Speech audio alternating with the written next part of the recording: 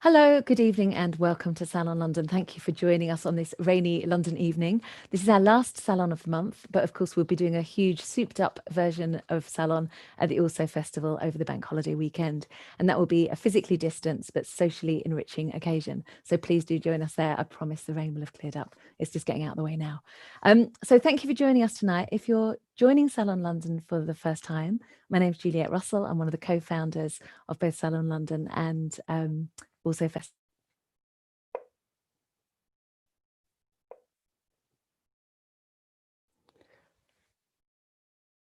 I've lost sound. I can't hear you.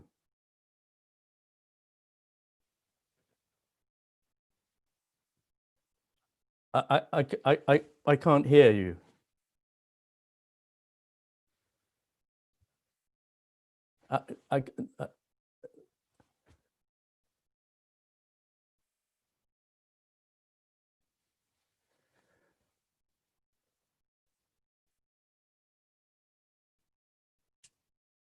Ian, can you hear it now? Yes. He can. I'm sorry, Ian, that we lost you. We've got you back now. So that very inelegant start, but here we are. So I'll start that again. So Ian, I just welcomed everyone and I was about to introduce you. So I'll pick that up. Okay. So we first had Ian, our next guest, on at Salon London in the very early days of Salon, and that was over a decade ago. And Ian is a consultant psychiatrist, consultant psychiatrist, and author, and former fellow of All Souls College, Oxford. Ian's book, The Master and His Emissary, The Divided Brain and the Making of the Western World, explores the lateralization of the human brain and fuses biology, philosophy, history, psychiatry, and culture to explore his personal proposition that the left and right hemispheres have different ways of being and that this has implications for culture and society. This book starts with the acknowledgement that the brain is structurally divided and that there must be an evolutionary advantage for this, that other mammals and birds also have a structurally divided brain, while simultaneously debunking earlier myths about the left hemisphere being associated with calculation, science, and rational thought, and the right hemisphere being associated with creative, dreaminess, and more fluid in its thinking style. Ian acknowledges that both hemispheres are involved with pretty much every single aspect of brain processing. Now, I think it's really important when we're talking about this to hold on to that key point, because as the book evolves, you talk about the differences in some detail, Ian, but really both hemispheres are involved in pretty much every aspect of processing. Now, I know it's a massive challenge to summarize your book, but could you start by explaining the proposition of your book to us and its concept? Yes. It just struck me that there were some rather big unanswered questions. And I think good science starts from some puzzles, you know? Yeah. And one of them is, why is the brain asymmetrical, since the world it has to encounter and interpret for us doesn't have some sort of obvious asymmetry built into it, nor does the brain box, the skull. Why is the brain divided? Why is an organ that exists only to make connections whoppingly divided into two? And why is the main band of fibers that connects these two hemispheres of the brain, the corpus callosum, very largely concerned with inhibition? So that's really where I started from, asking these questions. And what I eventually came up with after about 20 years of research was that we all creatures, and every single creature that has a neural network, never mind a brain that we know of, has an asymmetrical one. So that's the first point.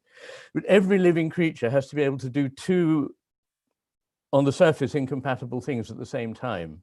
If you imagine a bird trying to pick up a seed against a background of grit, it's got to have very sharply focused, narrowly focused attention to a detail in order to accomplish this correctly, or to pick up a twig, or to catch prey. Whatever it's doing, it's got to be swift, targeted, and just looking at that one thing. But if that's all it's doing, it will be missing everything else that's going on in the world at the same time. And while it may catch its prey, it may become the prey of another predator. So it has to do the opposite thing at exactly the same time, to have a very broad, sustained, open, vigilant attention to the whole picture. And in fact, this is an impossible thing to do if you just have one neuronal mass. It will dispose its consciousness, such as it is, its awareness, in one or other way. But since we need to do both, we have to have two major neuronal masses to accomplish this. And that has, sorry, that has, yeah, go on. No, I was going to say that has consequences because I've lost Iain's sound now, Steve. So, yeah, sorry. No, that's great. And actually that image really stayed with me from the first time we met. So having the really focused activity of the bird searching for food, and also having to have that wider awareness of looking out for predators and sort of context. And I think really neuroscience totally corroborates that, as in we've got that sort of really understanding of that detailed brain, but also the global picture and really what can be called local activity and global activity. So really a sort of focused activity within context. So could you elaborate that on a little bit more? Yes. By the way, just a tip for the sound technician, that you're echoing a lot. I'm aware. Yeah, we've got two sounds for me, Steve. Never mind. But yes, you're right. The way in which we attend means that we see different things. Not just the breadth or the narrowness of the attention, but the way in which, for what reason we're attending, for example. If we're attending to something because we are fascinated by it, because we're attracted to it, or because we want to eat it, we'll all be rather different. They'll all produce different versions of the world. So these two kinds of attention need to be present at all times and operative, but we don't necessarily privilege the same one in different circumstances. So we may switch from a sort of broad sustained attention to a narrowly focused attention, or whatever it may be. And these types of attention produce effectively two different qualities of world. And when I say two, I mean they're manifoldly different, but they have many points of difference, in other words. In one, what we see is isolated fragments which are decontextualized, as you say, and quite how important that is something we could come back to. But when you take something out of context, you utterly change its nature, which is why analysis is a very dangerous tool. It can sometimes be useful, usually for manipulating, but not very good for understanding, because once you've taken things out of their context, there's something else. So you've got a mass of sort of fragments that are distinct, very clear, static, isolated, taken out of context, and dead, effectively. And then the question is, how do we make a living world out of this? How do we get movement? How do we get connection? How do we get flow? How do we get the bigger picture? How do we get a connection with this world from, the idea of us being in here and a world being out there is one that I'm arguing against, actually. But nonetheless, there is an attitude we can adopt in which we're quite alien from something and we see it as just objectively stuck out there. And there's another kind of attention in which we make an important, what I call a betweenness with whatever that is. And out of that, something very rich can come. Perhaps I should just give an example which I'm afraid I often give, but it's so clear, is something very important to me, which is the nature of music. If you want to understand music, it's no good simply analyzing it, because at the end, all you'll have is single notes. And a single note, however marvelous it sounds, actually means nothing. So the music has to be not in those notes, but there isn't really anything to music, the analyst might object, except the notes and gaps. And it can't be in the gaps. Well, in fact, it's in the betweenness of the notes and the silences between them make the melody, the harmony, the rhythm, and so on. And it's in the betweenness between the piece of music and my ears, my brain listening to it, that the music comes about. And that's completely different from the idea of something out there that we make, something mechanical. So can we just go into that a little bit more? Because what I'm interested in is your idea about attention. So is it possible for us to hold both tensions simultaneously? So like the bird is being focused but has an awareness. Is there a propensity for us to focus on one more than the other? And how can we then move our attention? And coming back to that concept of betweenness, is that about us filling in the gaps, or is it about being aware that things are less literal and accepting that we're experiencing it in a multi-sensory way?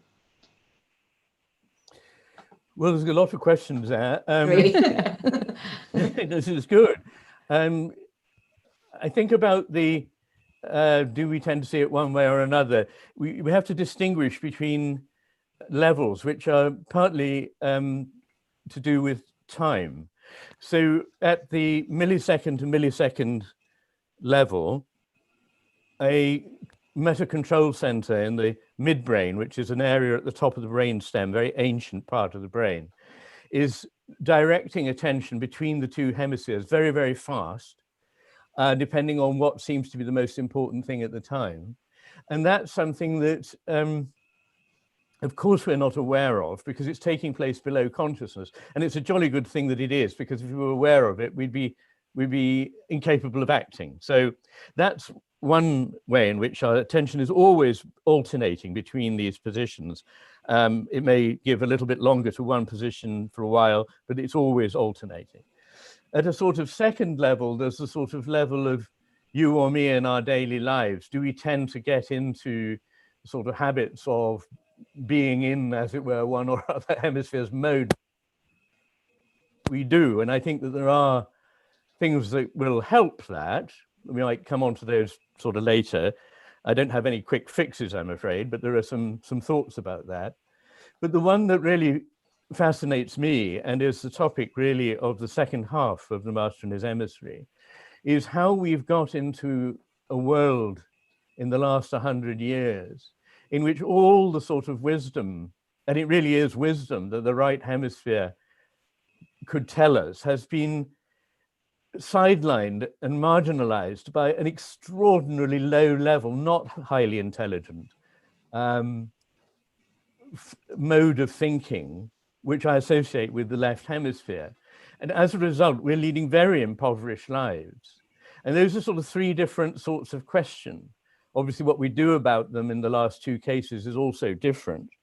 But I think the reason the cultural thing comes about is that if you imagine when we're sort of going about our lives and not constantly reflecting on and talking about and analyzing our lives, we allow all kinds of aspects of experience to guide us and to speak to us.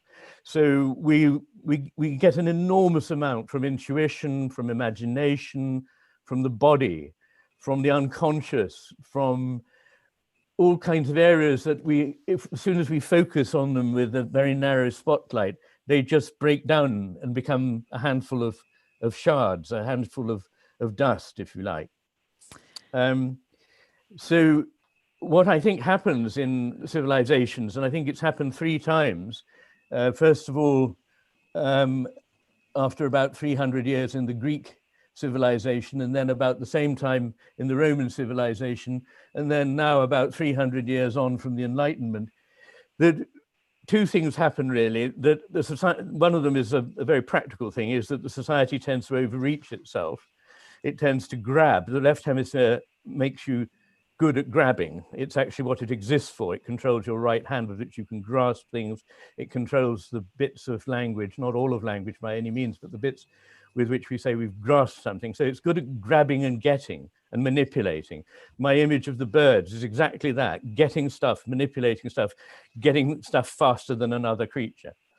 But it's not good at understanding. It's incredibly bad at understanding a complex, multifaceted, ultimately enormously self-referring system, which can't be taken apart into bits and understood. So there's that. And I think the other thing that happens is that as civilizations progress, they become more sedentary, less actually engaged in the world. They spend more time reflecting on the world, talking about the world. And when that happens, there's a great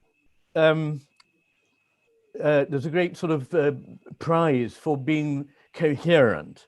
If you say things that seem in any way contradictory, people will say, oh, I don't know what he's talking about. So having an entirely consistent story, and a very simple one, the most simple one you can find, will always beat a more complex one or a more subtle one, because it's much easier to express. And the world seen by the left hemisphere is incredibly easy to explain. It's just a machine.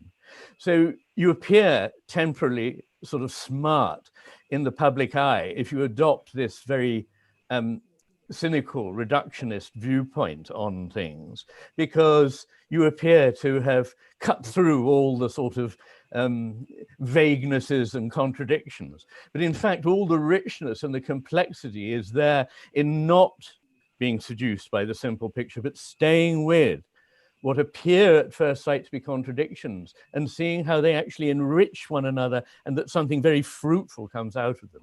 That is part of the subject of the book that I'm writing now.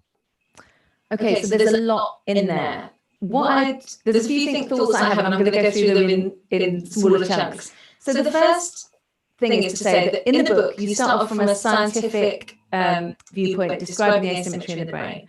By chapter 4, you've taken us through really quite a lot of philosophy, and I found that fascinating, challenging, but it was almost like building an argument through philosophy that sort of moved away from science, but it was really interesting conceptually. Now, with things like the civilizations, so your second half of your book talks about historical civilizations and their sort of changeover in their role of the left and right brain.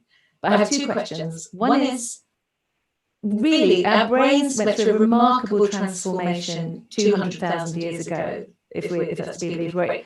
We went from hominids, gradually their brains were growing. So this big change that we think was by a sort of rogue gene. But actually, culture has changed enormously, even in the last 2 millennia, but our brains haven't. So how can you explain those cultural shifts in terms of hemispheres when our brains haven't changed much? Yes. I think I put it like this. I'm not suggesting that if you image the brain of somebody 2,000 years ago, it would necessarily look terribly different, either in its structure or its function, from the imaging of a brain today in 2020. That's really not my point, though, of course, the brain is constantly evolving, as you say, but the changes are big and they're not accountable for by, structural changes in the brain over that sort of time span. An analogy might be, you have a radio, and to begin with, you're rather excited by this, and you tune into, a couple of channels that seem to be very relevant. And after a while, you just settle on one channel and you only ever listen to that one.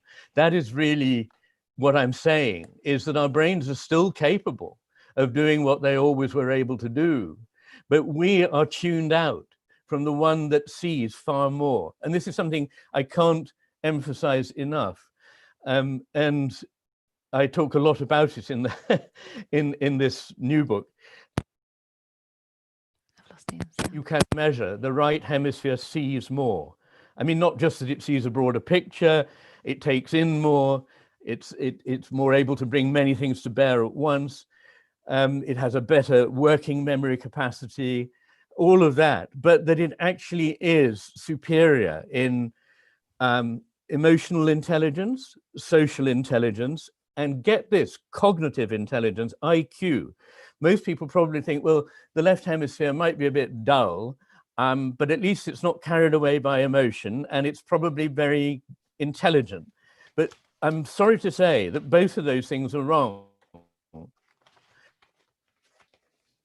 The right hemisphere is impulsive, more likely to jump to conclusions.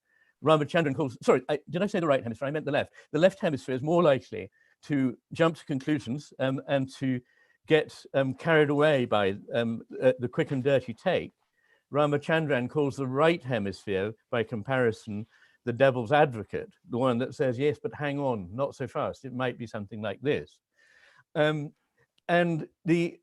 when you actually look at the contribution to IQ, it's quite clear that it is greater from the right hemisphere than the left. That is to say, when we have, and somebody has done a study with around 130 subjects who've had a stroke in the right or the left hemisphere, and they look at what's happened to their IQ, their pre-morbid IQ and their IQ after the stroke, those in which there are significant losses of IQ are almost entirely right hemisphere strokes, not left hemisphere ones. Not everybody appreciates how disastrous it is for us to be following so closely the take on the world of the left hemisphere. It's emotionally blind, it's socially out of touch, it can't understand what other people mean, it ignores implicit meaning, metaphorical meaning, therefore can't really understand the arts. It can only understand things that are highly explicit and analytic, at which it is very good at doing procedural things, but it's not good at understanding them. So get this, in terms of both language and mathematics, the left hemisphere can carry out certain procedures much faster than the right hemisphere. So it has quick procedures, but it doesn't actually understand the overall meaning of an utterance as well as the right hemisphere does. And in maths, the right hemisphere has a better grasp of what the whole thing means than the left hemisphere does. So I sometimes say, although I utterly reject the idea that the brain is in any sense like a computer, in one sense, the left hemisphere is like having a personal computer. So you, as the right hemisphere representative, experience the world, understand things, and want certain things unpacking quickly and processing. You put them into the computer then processes them and spews the data out for you, and you take it back and interpret it in terms of the real world. Now, that's not a perfect analogy, but it's a fairly good analogy of the way in which the right and the left hemisphere operate. The right hemisphere understands, it sends material to the left hemisphere to get processed, and then it can only be, the product of that process can only be understood when it comes back to the right hemisphere. And at the moment, that's not happening. We're stuck in we've transferred from the right to the left, but the left is not playing ball and giving the information back to the right hemisphere, which explains the metaphor of the master and his emissary, in which the idea quite simply is that there's a wise spiritual master who realizes that he can't look after all the affairs of his small community, but needs to delegate essentially administrative tasks to somebody else. But that administrator, bright as he might be, thinks he knows everything, whereas he actually knows very little. And so he fails to report back to the master. And as a result, the master, the emissary, and the whole community fall into ruin. And that's the point at which I believe we now are. So it's interesting. I mean, I think as symbolism, it works really well. And I really enjoy the intellectual exercise of really exploring the philosophy, exploring that as a concept. But in terms of sort of the neuroscience of it, there is some things that I'm sort of interested. I think there's actually, let's come back to something that's definite. I think there's a really interesting agreement on, you talk about in the book, which is that actually perception isn't human-wide. There's differences. So say between Western culture and Asian culture, there's difference between how we perceive in terms of seeing an object or something individually and then seeing its context. So actually we know that we're influenced by our culture because it's around us. So I wonder if that's something you'd like to sort of elaborate on a little bit. Absolutely. And in a way, that's why I spent the second half of the book looking at the history of the West, because we haven't always been like this. There were times when we were much better at getting the balance right. But at the end of the book, sometimes people say to me, why just the history of the Western world? Why not the Eastern as well? And I sort of have to say, well, it was an act of supreme hubris to try and summarize Western history in half of a long book, never mind to try and take on the East as well. But at the end of the book, I do have some remarks to make about East-West differences. And they're not the ones that people often think, that the East is sort of right hemispheric and the West is left hemispheric. It's true that the West hemisphere is very much biased to the left, and neglects the view of the right. But at least until the current regime in China over the last 10, 20 years, or perhaps until Mao more or less destroyed the continuity of Chinese culture, they were very much better at actually balancing these two points of view. And I went and talked to Joe Henrich at Harvard for the making of the film The Divided Brain. And he's the man who I think founded originated the acronym WEIRD to describe our culture, the acronym for Western, Educated, Industrialized, Rich and Democratic. And we think that that's how every society is and should be, but it's a very unusual way to view the world. And he said that he and his team went around the world. They went to the Far East, they went to Southeast Asia, they went to Polynesia, they went to Africa, they went to South America, they went to the circumpolar regions, and everywhere they went, they kept saying, they're more Chinese than the Chinese. In other words, using Chinese as a shorthand for a way of seeing the richness of what the right hemisphere offers, that all other cultures, effectively, other than the modern Western one, have been able to do this. Although I actually think there were periods in Chinese history when it became rather left hemisphere dominated, and they coincided with periods of overreaching empire. So in terms of exploring context, and because I think what it seems from neuroscience that my understanding is that we definitely have that ability to have sort of detail and local, and the ability to think globally, and those sort of extremes of not being able to do that are maybe autism and schizophrenia, which you talk about a lot in your book. But is it not quite reductive to sort of dismiss that kind of dichotomy of the left and right hemisphere in one way, but then take it as a social construction? So what do you feel like the justification is for that? And I know you go into that in a lot of detail in the book, but if you could sort of talk us through that, that would be really interesting. Well, I mean, the word dichotomizing is sometimes used. Of course, I didn't invent the dichotomy, nature did. Just take a look inside anybody's head. There's a whopping great divide there. And there's a vast literature which has largely been neglected because people didn't want to acknowledge that there might be any truth in this idea of hemisphere differences, which shows that there are substantial differences across a range of every aspect of the way in which the two hemispheres on their own understand experience. So what happens is that in that book, I probably look at about 2,500 pieces of research, and I probably look at another 4,000. It's a much more extensive business, maybe even more. I haven't counted them in this new book. But there is just an absolutely clear, of course, in nature, nothing is ever like cut and dried and 100%. That's not my point. As I sometimes say, you know, it's very clear that there are many differences between Indonesia and Iceland. And these are largely to do with the climate, and they're played out in various aspects of the way life is lived in those two cultures. But it's still true that the highest annual temperature recorded in Iceland was higher than the lowest annual temperature recorded in Indonesia. So there's a lot of overlap in life, particularly when you come to the human sphere. But that's not a reason for rejecting what are substantial, significant differences across a vast array of phenomena. And what got me interested in it was when I was doing some neuroimaging at Johns Hopkins in Baltimore, looking at asymmetries in the brain in schizophrenia, I was given a tip by my colleague John Cutting to read a book that had just then come out by a psychologist at Rutgers called Dewey Sass, now a distinguished professor there,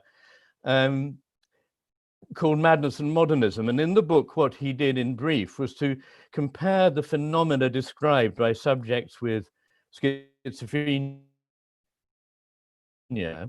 with the phenomena that are evoked by mainly the literature and the paintings and drama, but also the philosophy of the last 100 years. And it's done so beautifully and with such erudition and so clearly that it's impossible not to see these correlations. And there are, you know, about 25 of them between these two completely distinct things, what it's like to have schizophrenia, what it's like to be trying to convey the essence of modernism. And I was thinking about this a lot, because one of the things I had twigged already was that schizophrenia is very like a left hemisphere overdrive, right hemisphere deficit state. So to an extent is autism. And so it probably wasn't that we were all becoming schizophrenic. What was more likely was that we were beginning to process life through the left hemisphere of the brain only, and to ignore what the right hemisphere was offering. And when I say only, of course, it's not a hard and fast thing, but that our culture tended drastically to lean towards the very odd ways of thinking about the world, which happen when you privilege the left hemisphere. They lead to disease in the form of schizophrenia and autism, or I'm not sure that they lead to it, but they at any rate accompany it. And at the moment, they're causing catastrophic consequences for the way we treat the planet and the way we treat other cultures. So it's all rather, to me, important to note that these distinctions are fairly easy to line up, at least in the case of left hemisphere overdrive and modernism. And I thought to myself, well, there have been times when our culture has really flourished. And there have been many movements in the history of ideas. I mean, when I was at Oxford, that was the history of ideas was really what I was mainly studying. And I thought, if you go back to the 6th century BC in Athens, and then move forward to, nearer to the year dot, and then you start in Rome at the end of the Republic, and then move forward 400 years to the beginning of the Empire. And then when you come forward to the beginning of the Renaissance, the Reformation, the Enlightenment, Romanticism, the Industrial Revolution, modernism and postmodernism, you see many shifts in the world picture. And I started to think in terms like those that Sass had used. And what I saw was the picture that I then unfold over about 300 pages, whatever it is, in the second part of The Master and His Emissary. So I don't think it's reductive. I think it's using a certain lens, which is lent by knowing and understanding much more about the options our brain is dealing with, as I put it, the ways in which the set tunes in to the cosmos. It's looking at those in relation to the phenomena that we have a historical record of in the works of art, the scientific achievements, the social achievements of different periods in human history, at least in the West. And I think that's a really brilliant aspect of the book, actually, is as a history of ideas, and as the philosophy and that history of ideas are so engaging, and really that's it's a really exciting exploration of it. And I think maybe there was something that I'd just like to clarify, because what you're not saying is that because that schizophrenia is to do with the left hemisphere. You're saying it's like that but it's really, schizophrenia is about too much connectivity. It's about those connective tissues, and it's more about globalizing, making too many connections, whereas autism is more about localizing and making very detailed connections. So you're actually using it metaphorically, really, rather than saying this is it. So with something like modernism, well, no, okay. I'm really interested to hear. No, I don't. No.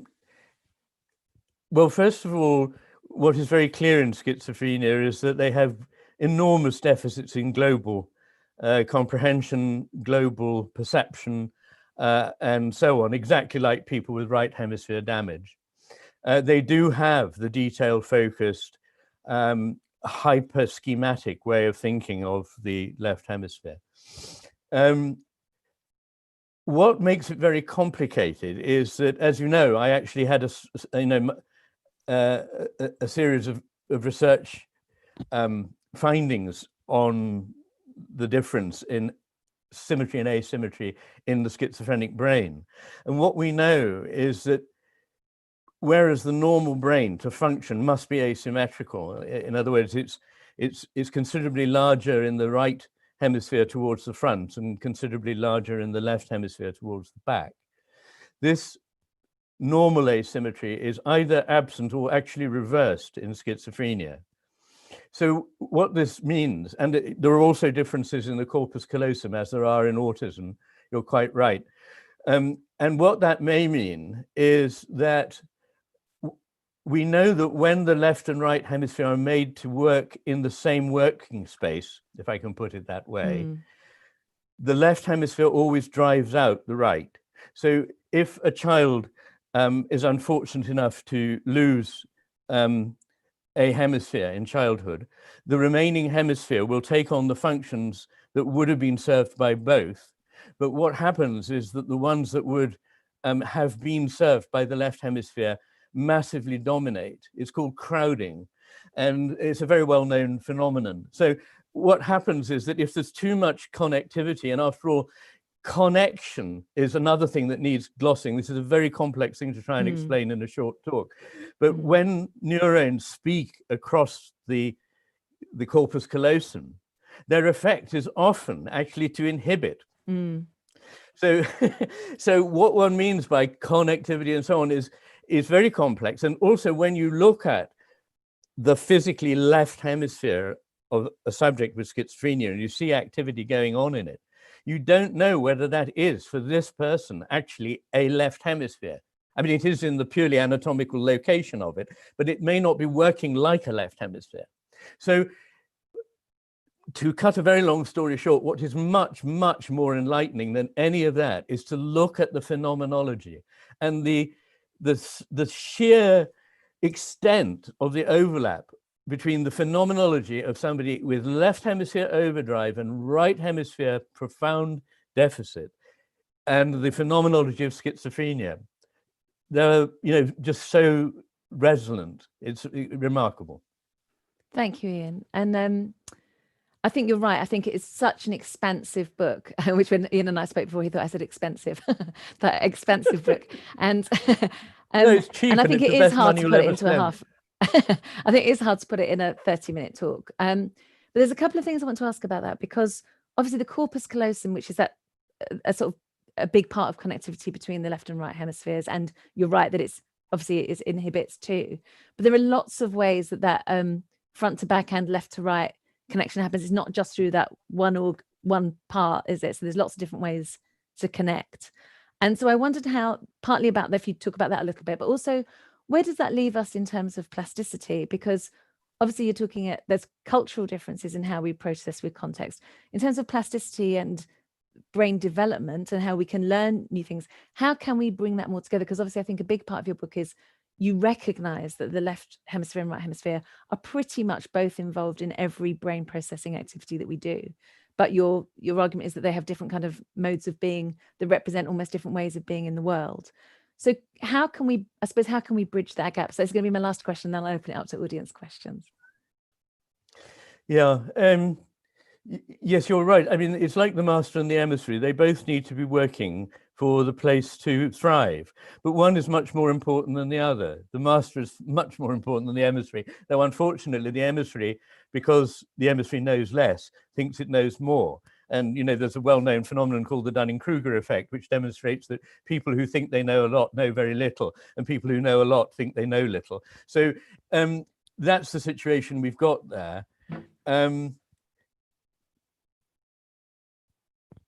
think your question was, well, there were two really. One was, given that the corpus callosum is not the only way in which the two hemispheres communicate, how do I sort of square that? Well, first of all, the corpus callosum is certainly, by a very long way, the largest tract connecting the two hemispheres. There are two very slender commissures, which over evolution have become even slenderer.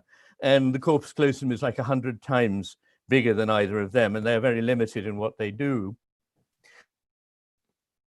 But it's still true that only 2% of neurons actually cross the corpus callosum, and that intra-hemispheric connections are by several orders of magnitude far greater than inter-hemispheric connections. So the keeping of them apart is very important.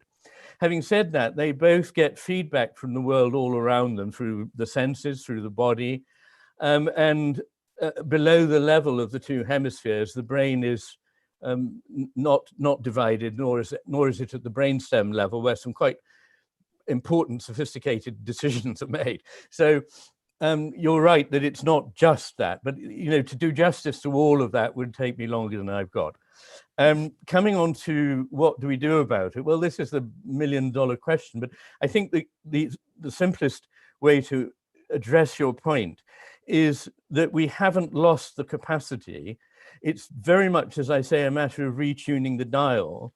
It's true that our brain is plastic in the sense that it responds to the way we use it. So if we constantly stimulate it in a certain way, require it to think in a certain way, it will get more like that. And one of the things that concerns me is the effect, therefore, of our spending so much time interacting with a computer interface, which is something so stupid that a primitive man would never have had to encounter it.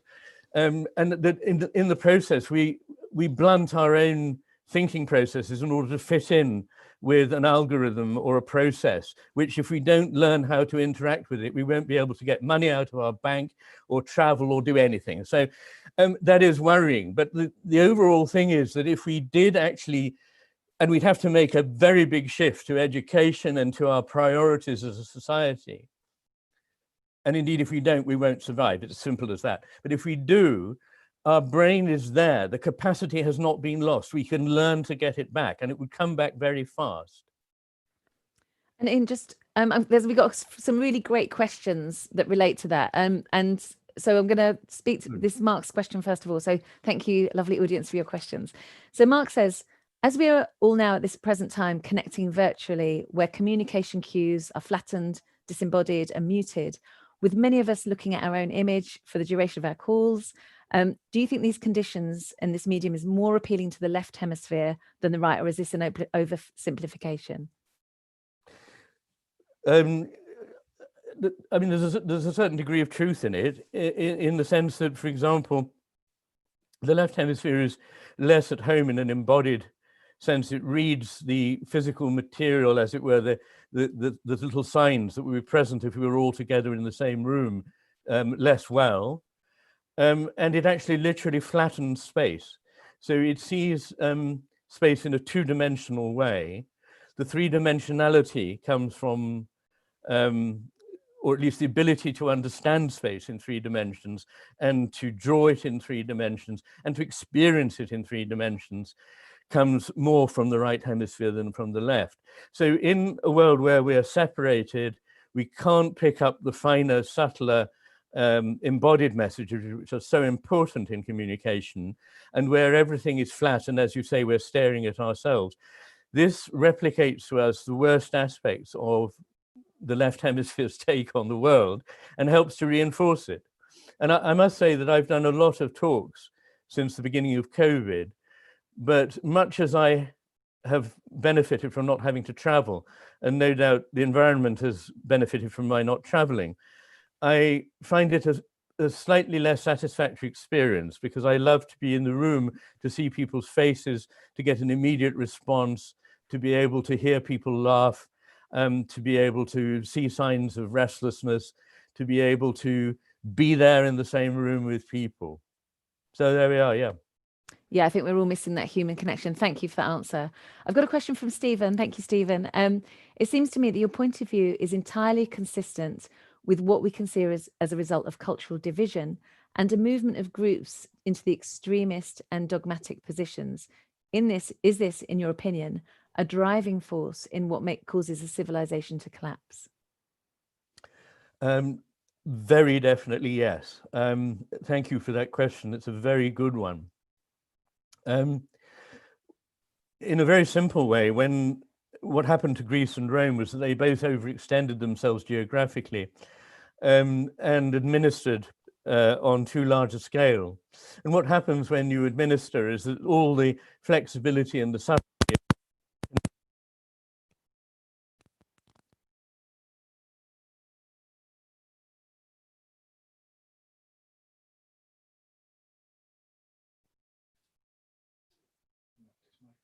I think so. Iain, I think you might have knocked your microphone. We've just lost your sound. You lost my sound. Yeah, I've got it now. Lovely. I think maybe it's got Okay, knocked. yes. Thank you. Would you Do I mind need to answering that from the repeat? beginning? Yes, please. Thank you. Okay. What, right from the beginning? Yes, please. Okay. Yes. So when what happened in Greece and Rome was that they overextended themselves Ian, it's just happened again. Sorry, I don't know if it's something that's moving onto it. It's been great for most of the session. How's that? Great. Thank you. Okay. I'm awfully sorry. So That's okay. what happened? Has it gone again? No, all good. Thank you. No, in Greece and Rome, they overextended themselves as an empire in various ways. And this resulted in a sort of formalization, fossilization, a simplification, a schematization, a categorization of people and situations. And when civilizations are thriving, they're able to take into account nuances, individuals, and see that people are complex, that their motivations are complex, that arguments are subtle, that there is nothing so good that it's always right, that there is nothing so bad that some of it may not be good. All of this has been utterly lost in our world and replaced by a really frightening, to me, it's the most frightening thing after the environmental crisis, because obviously that's the most important thing. If we don't have a planet, then we can't survive. But if we do actually manage to remain alive, I'm afraid our civilization is actually already fragmenting to an extent that will be very difficult to back away from, through utterly simplistic ideas about groups of people, group identities. Only one thing matters: how many people are represented here, there, and everywhere. And, you know, I'm sorry, I know all the reasons, and there are some perfectly, you know, well-intentioned ideas here, but the overall effect is terrifying, and very unpleasant, very inhuman. It's absolutely not based on empathy. It's based on a kind of narcissistic view of being right and not actually being able to recognize that your opponent has, you know, is a human being and actually also has, may have actually some very complex things to juggle that you're not seeing.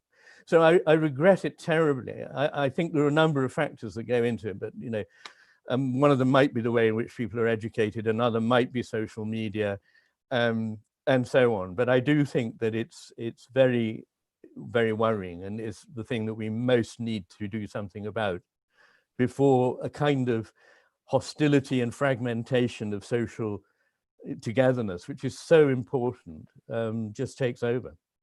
Thank you. I think we've got two more. The questions are great. So thank you, lovely audience. And there's two that I'm going to ask together because they complement each other. And one is from Rosemary. And Rosemary asks, is there some way to convince the left brain that it's in its interest to cooperate and perhaps use the right brain, the end result being that we all benefit? And I think that really feeds into what you were just talking about. And this way of improving Western society, which is clearly tilting right through to the left brain. And it seems unless the left brain sees an advantage in sorry, I can't just read that a little bit, apologies, is not inclined to sort of take the longer view. So that's one of the questions. So she's saying that sort of short-term aspect of the left brain that you describe. And then Phil asks a similar question, which is, how can we go about balancing our two hemispheres?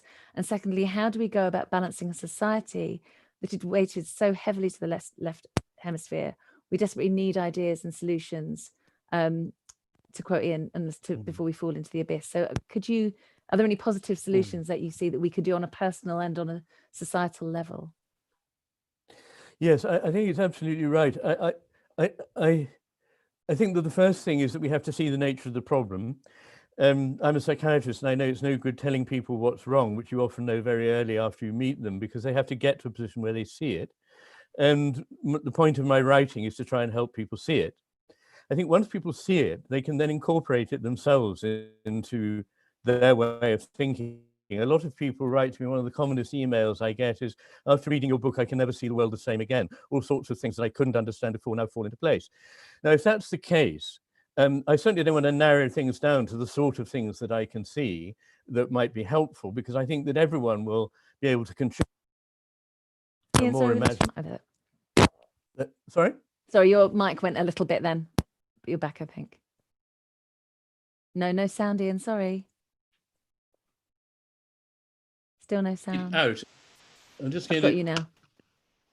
I'm now going on a built-in microphone, and that may Okay, actually that's just perfect. Thank you for changing. Yeah, that's great. Yeah. Okay. So yes, it's not as easy as the following things we need to do, because nothing less than a whole change of mind and a whole change of heart will help here. But some fairly obvious things need to happen. The first is we completely misunderstand education. I think education has been dumbed down in my lifetime. I think it has been turned into an exam results way of assessing things, which depends on getting people to give the right answers.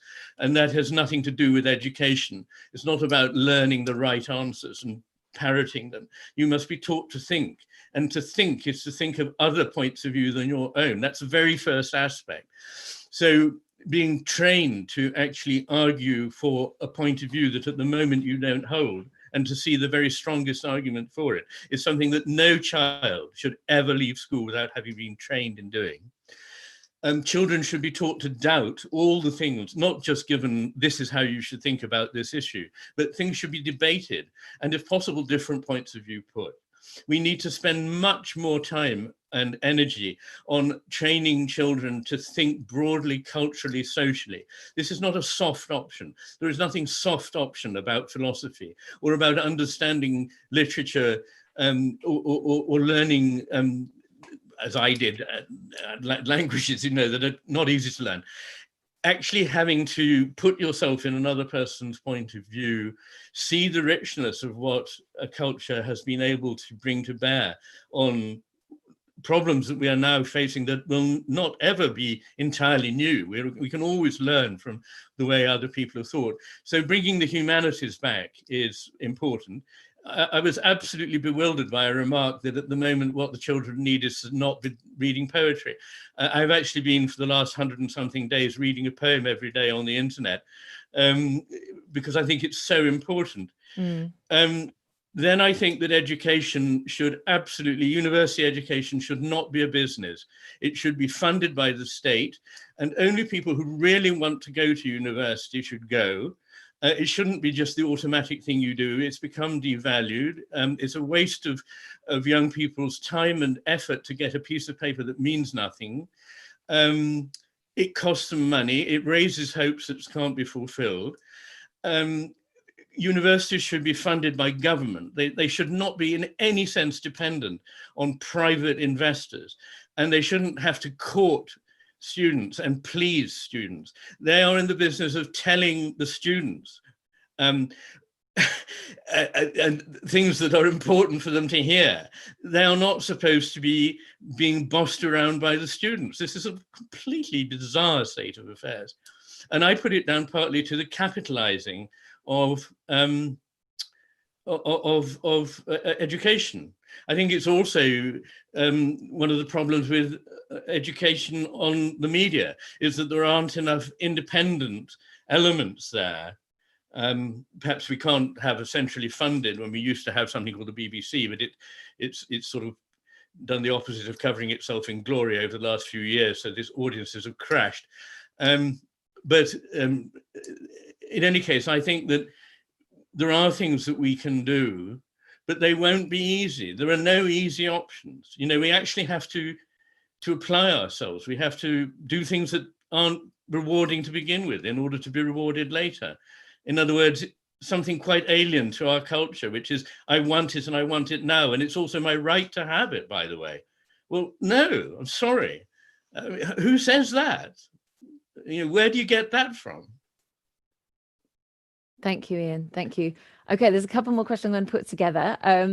So do you practice any form of meditation that's aimed at accessing your right mode of attention? And what do you think about the role of psychedelics in sort of redressing the balance between the hemispheres? Good questions. Yes, I practice mindfulness meditation. At one point I did practice another form of meditation, but I didn't find it very satisfactory. I find mindfulness very, very satisfactory and very helpful. And indeed, in the current book, I take a section from a book on meditation by a very distinguished Indian guru, probably a world authority on mindfulness. And I just take a couple of paragraphs and point out the 23 things that he says in that quite short space, which refer to hemisphere differences, in each case trying to still whatever it is the left hemisphere is doing and trying to engage whatever it is the right hemisphere is doing. So I haven't the slightest doubt that what mindfulness meditation does is to help us into the right hemisphere. So it is a practical thing that can be done on a daily basis, along with listening to music, reading poetry, engaging in dance, and other and being in nature. I mean, these are all obvious, but they're very, very important. I mean, being in nature is not an optional thing either. It's very new that we don't live surrounded by nature. One of the reasons I actually live where I do is because it's a meditation just to be here. And I feel absolutely deprived and ill when I have to be in a big city. So there's that. And then, sorry, there was another part to the question. Psychedelics. Is there a role for psychedelics in psychedelics, balancing? yes. I'm not terribly good on the psychedelic question, partly because of a purely personal thing that I didn't take drugs when I was young, but since getting into this sphere of debate with people, various people have asked me to try a number of drugs. LSD is actually one I have not tried, but I have tried marijuana many times. It has absolutely no effect on me whatever. I can take enormous amounts of it by syrup or by smoking it, inhaling it, no effect on me at all. I also tried magic mushrooms, very little effect, even in combination with marijuana. I tried ketamine, had very little effect. So I think I seem to be not a very good subject for mind-altering substances. But then I have a lot of mind-altering experiences that are described by people who take them without taking mind-altering substances, by, as it were, sitting on a cliff overlooking the Atlantic as the sun goes down. And I need no further confirmation that the world is holy and that life is a very beautiful thing, although of course a very complex thing and full of pain and suffering too. So the other thing I have to say is that I don't want to dismiss that it might indeed open up the right hemisphere. I think what it does, I think the way it does it is not so much by promoting in any sense the right hemisphere, but by actually switching off the frontal regions altogether, both of left and right hemisphere. And that means that the usually inhibiting effect of the left hemisphere on anything the right hemisphere is wanting to offer to us gets closed down. And that may be part of it. But Thank you, Ian. Sorry to talk over you there. It's because we've got such a little bit of time and we've got two more brilliant questions, which I'm not going to get to. So apologies to those of you, but someone just said, can you just talk a little bit about your new book? So literally in about 1 or 2 minutes, that would be wonderful. Okay. It's a long book, but what I try to do is use neurology, philosophy, and a bit of physics, but mainly neurology and philosophy, to look at what it is we're missing in our modern world, how much we are being sold a pup by popular scientists and popular philosophers who tell us that we are just machines, that the universe is just a machine, and that anything else is some kind of sentimental nonsense. I can't tell you how unsophisticated this position is, and I want to reinforce people's natural awareness of things that they're being forced to block out and being told to disregard. That will lead them to a view which makes much more sense of the world rationally and emotionally and spiritually. Ian, thank you so much. It's been an absolute pleasure. Thanks. And I think that idea of complexity is really important for us to embrace too. And thank you for taking on my differing points of view. I really appreciate that. Salon audience, you've been amazing as always. Thank you for your fantastic questions. I'm sorry we didn't get to them all. Sorry that we had a sound problem, but thanks for sticking with us as ever. And if you're up for coming to our Also Festival, that's happening on the bank holiday weekend. And then in September, we've got 3 juicy salons coming up. But this salon is now closed. And thank you for joining us. Good night. Thank you.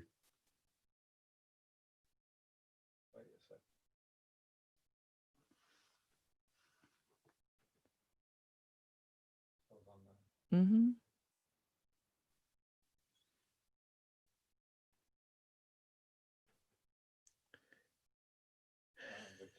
We're clear.